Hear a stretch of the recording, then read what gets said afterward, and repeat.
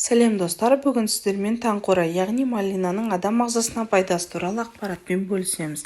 Парақшаға тіркеліп лайк басыңыз. Таңқурай раушан гүлдер тұқымдасының бір түрі. Биіктігі 1 метрден 3 метр, сабағы тікенді, жапырағы қалың, атпа тамырлы, көп жылдық шала бұта. Жемісі сүйекті, түсі қызыл, сары, жемісінің құрамында қант, пентон, органикалық қышқылдар, С, А, В витаминдері, хош иісті заттар бар.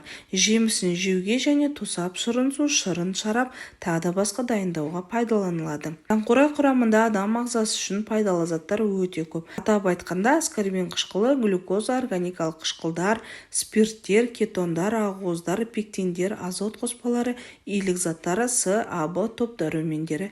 Таңқурайдан жасалған қайнатпаны дене қызуын түсіруге, несеп жүргізуге, бүйрек тасын шығаруға, өш ауруына, қант диабетінде өт айдауға пайдаланылады. Гемоглобин мөлшерін арттыру, қан тоқтату, суық тигенде дене қызуын басуға, іш тоқтатуға, қан аздыққа, жүйке ауруларына, бронхитке, жөтелге қарсы қолданылады. Таңқурай жемісін табиғи қалпында немесе кептірілген күйінде қайнатып сусын жасап, тұмау кезінде пайдаланылады. Әсіресе Тибет медицинасында таңқурайдың жапырағы, жемісі және сабағы қолданылады. Жапырақтарын бұқтырып, шайдың орнына ішеді. Сонымен қатар таңқурайдан тосап сусын, шырын, жем жасайды. Кондитерлік тағамдарда қосады. Шырын мен аузыңды шайсаңыз, тіс жегі ауруларына жақсы болмақ. Жуынған таңқурайдың ғұмыры ұзақ емес. 1 күн, ары кетсе 2 күн, 3-4 күнге дейін сақталса, бас киіміңізді шешіп құрмет көрсетсеңіз болады. Оны басқа бір жерге алып баруда қиынның қиыны.